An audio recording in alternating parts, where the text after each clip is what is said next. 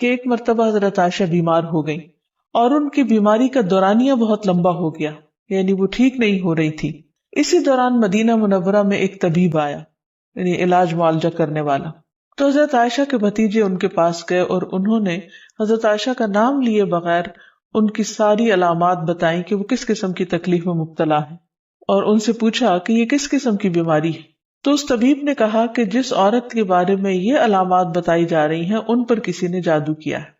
بہرحال تحقیق کرنے پر پتہ چلا کہ حضرت عائشہ کی ایک باندی تھی جس کے ساتھ انہوں نے یہ وعدہ کیا تھا کہ وہ ان کی وفات کے بعد آزاد ہوں گی۔ تو اس باندی نے آپ پر جادو کر دیا تاکہ حضرت عائشہ کی وفات جلد ہو جائے اور وہ آزاد ہو سکے۔ بہرحال اس کے بعد حضرت عائشہ نے اس کو عربوں کے ایک مضبوط قبیلے کے ہاتھوں بیچ دیا اور اس کی قیمت کے بدلے ایک اور غلام کو آزاد کر دیا۔ تو اس